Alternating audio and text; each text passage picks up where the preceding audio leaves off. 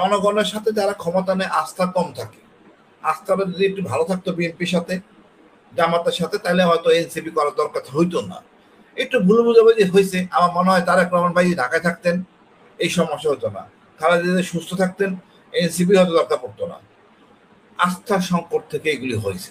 Senior আদেশ করে আমরা শুনি, এটা আমি বৈধ আদেশ মনে করি। এই যে অবৈধ আদেশগুলি মানছে আমরা সেনাবাহিনী, এটা বৈধ মনে করেই করছে, এখন বুঝতেছে যে ভুল হয়ে গেছে। সুতরাং আপা এই আওয়ামী লীগ যে কতটা খারাপ ছিল আমরা এখন টের পাচ্ছি। আমাদের সেনাবাহিনী পুলিশ সব নষ্ট করে দিছে। এই হাসিনাতে কি পিস একটা আল্লাহ বানাইছে, কোথেকে আইছে এই জিনিস আল্লাহ জানে। সব তো আওয়ামী লীগের সুপারিশ নিয়ে ঢুকছে বিসিএস ক্যাডার পুলিশে। এটা তো সবাই এসপি, এটা সবাই এডিশনাল এসপি, সবাই তো সুপারিশ নিয়ে ঢুকছে। তা আপনি এটা কিভাবে রিমুভ করবেন? আপনি পারবেন না। আপনাকে অবশ্যই আপা একটু কেয়ারফুল হইতে হবে। আপনি মনে রাখবেন সব গোপালগঞ্জের সব লোক কিন্তু আওয়ামী লীগ না। মুফতি হান্নান কিন্তু ওইখানে জন্মগ্রহণ করছে। গর্বের জায়গা হলো ইলিশ মাছ। ইলিশ মাছও পাঠাবে, পাঠাইছে। আম পাঠানো বড় অপরাধ না, পাঠাক, সেটা নিয়ে কথা না। বাট আমাদের চোখে চোখ রেখে কথা বলতে হবে, সেই জিনিসটা এখনো বলবৎ আছে। এখন আপা যে জিনিসটা ওনারা বললেন আপনার ওই টঙ্গিপাড়ায় সেনাবাহিনী নিয়োগ, ওইখানকার মনে হয় এমইএস বলি আমরা, ইলেকট্রিক্যাল মেকানিক্যাল কর্মকাণ্ড, জেনারেটর টেনারেটর এগুলো চালানোর জন্য একটা ইউনিট থাকে আর্মির। ওটা কিন্তু অন্য কোনো কারণে না। টঙ্গিপাড়া ইস্টাবলিশমেন্টের বিরাট একটা মাদার শরীফ বানানো হয়েছে। ওইটা আসলে আমার মনে হয় নিয়মের মধ্যে নিয়ে আসা উচিত। ওটা দলীয় হলে দলীয় মেনটেন করবে, সরকার বা সেনাবাহিনীটা মেনটেন করার কথা না। প্রায় লোকজন যাইতো ওখানে সালাম দেওয়ার জন্য, সেনাবাহিনী গার্ড দিত। এটা একটা আমি মনে করি অপব্যবহার সেনাবাহিনীর। সেনাবাহিনী কোনো নেতাকে এইভাবে করবেন না।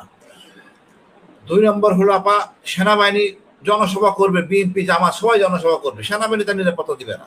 সেনাবাহিনীর নিজস্ব কাজ আছে।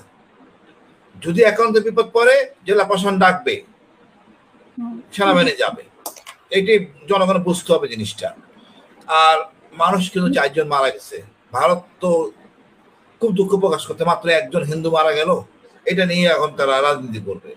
আমাদের এই ভারতের এই রাজনীতি এখন জনগণ বুঝে গেছে, এবার ভারতের জনগণও বুঝে গেছে যে তারা আসলে মিথ্যা প্রচার করে, প্রপাগান্ডা করে। তা আমাদের একটু সতর্ক হইতে হবে, কৌশলী হইতে হবে। সরকারের সহযোগিতায় পদযাত্রা করছে, মানে সরকারের প্রোটোকল ব্যবহার করে, এবং এটা বাস্তবতা হলো সরকারের ছায়া তো অবশ্যই আছে। সরকারের ছায়া অবশ্যই নাই। এই সরকার এনসিপির ফসলটা কি? এই সরকার একটু দয়া থাকবে না? আমারে আপনি তেল মারবেন, আমি একটু তেল মারবো না আপনাকে, এটা হইল কথা? আপনি মানে এত কষ্ট করে আমাদের মানুষের ডক্টর ইউনূস কার ফসল? এই উপদেষ্টা কার ফসল? এনসিপির ফসল। আম জনতার ফসল, নেতৃত্বে এনসিপিরা ছিলেন, ছাত্ররা তাদের ফসল, তাদের তদারকি করবে না? এই জন্য আসলে হয় কি, জনগণের সাথে যারা ক্ষমতা নেয় আস্থা কম থাকে, আস্থাটা যদি একটু ভালো থাকতো বিএনপির সাথে, জামাতের সাথে, তাহলে হয়তো এনসিপি করার দরকার হইতো না। একটু ভুল বুঝাবুঝি হয়েছে, আমার মনে হয় তারেক রহমান ভাই ঢাকায় থাকতেন এই সমস্যা হতো না, খালেদা জিয়া সুস্থ থাকতেন এনসিপি হয়তো দরকার পড়তো না। আস্থার সংকট থেকে এগুলি হয়েছে। তারপরে আমি মনে করবো এমন কোনো কাজ করা উচিত না যেটা নিয়ে সরকার বিতর্কে থাকে। সরকার বিতর্ক থাকলো ঠিকই, কিন্তু অপকর্ম তো ঠিকই ঘটে গেল। আপনি আমাকে বলেন আপা, আমরা হিলটাসে ছিলাম, স্যার জানে হিলটাসে চাকমা শান্তি পেনে যে চাঁদা দেয় 90% চাঁদা কিন্তু বাঙালিরা দেয়। ওর ব্যবসা করতে ওই চাঁদা দেয়, পাহাড়ে আর কয় টাকা দেয়? অল্প কিছু টাকা, ভেরি মিনিমাম। এখন যেই পুলিশ এখন গোপালগঞ্জে আছে, তার তো পরিবার নিয়ে, ফ্যামিলি নিয়ে থাকে, সে কতটা বানমুখী হবে, কতটা অত্যাচারিত হবে, তার পিছনে কি আছে? পিছনে তো লোক নাই, লিমিটেড পুলিশ। ওইটাকে একটা বিশেষ এলাকা ঘোষণা দিয়া বিশেষ আয়োজন করে রাখতে হবে, না হলে জনগণ আসবে না। এক একটা এলাকার মাসেলম্যানদের নিয়ন্ত্রণে থাকে আপা। সুতরাং ওটা আওয়ামী মাসেলম্যান বেঞ্জিতদের এলাকা, ওইটা ওখানে গেলে আপনাকে শক্তিশালী হয়ে যাইতে হবে। প্রশাসনে করা হয়েছে নিষিদ্ধ করা দল কিভাবে, মানে কার্যক্রম নিষিদ্ধ করা দল কিভাবে এতটা শক্তি? আপনি কাগজ কলমে নিষিদ্ধ করলেন, অসুবিধা কি? মনের থেকে তো কাগজ নিষিদ্ধ হয় নাই। ও তো মনে করে আমি ঠিক আছি, ও তো মনে করে নাই যে এত লোক মারা গেছে, এটা পুলিশ মারছে বা জনগণ সরকার মারছে। ও তো মানে সহি কাজ করছে। এই যে এত খুন হয়েছে, সেনাবাহিনী আমরা কি আপা সিনিয়র আদেশ করে আমরা শুনি, এটা আমি বৈধ আদেশ মনে করি। এই যে অবৈধ আদেশগুলি মানছে আমরা সেনাবাহিনী এর বৈধ মনে করেই করছে, এখন বুঝতেছে ভুল হয়ে গেছে।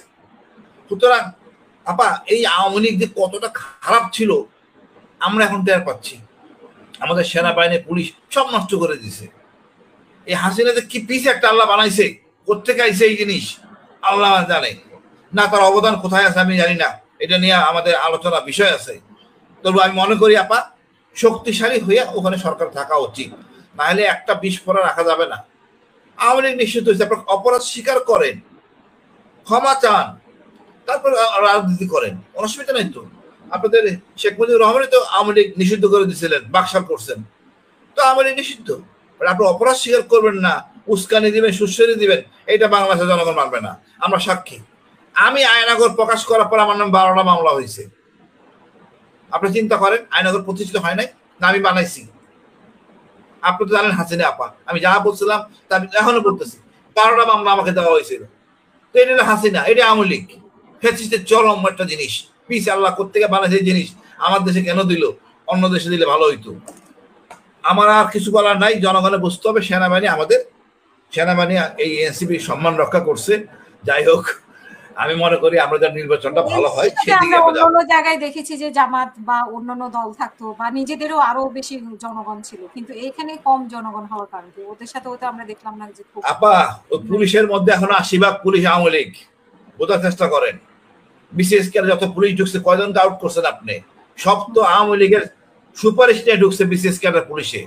এরা তো সবাই এসপি, এরা সবাই এডিশনাল এসপি, সবাই তো সুপারিশ নিয়ে ঢুকছে। তা আপনি এটা কিভাবে রিমুভ করবেন? আপনি পারবেন না। আপনাকে অবশ্যই আপা একটু কেয়ারফুল হইতে হবে। আপনি মনে রাখবেন, সব গোপালগঞ্জের সব লোক কিন্তু আওয়ামী লীগ না। মুফতি হান্নান কিন্তু ওইখানে জন্মগ্রহণ করছে, মনে রাখবেন। মুফতি হান্নানের এলাকা গোপালগঞ্জ কোটালী পাড়া। সুতরাং আমরা ওই যে দূষিত লোকগুলিকে সরাবো, ক্ষমা সুন্দর দৃষ্টিতে দেখবো যে আগে যতটুকু করা যায়, আর নিরীহ লোকদের আমরা যেন কষ্ট না দিই। আমরা এই নিয়ে আমরা দেশটা আমরা আগায় নিয়ে যাই। দেশটা আমাদের, আমরা এক জাতির দেশ। আমরা কারো সাথে মারামারি, বিভেদে হত্যা হয়েছে, মানুষ আজ মারা গেছে, লজ্জার ব্যাপার। আরো 3 জন মানে আহত, দুঃখজনক ঘটনা। আর যাতে না ঘটে সরকার একটু সতর্ক হবেন। ধন্যবাদ আপা।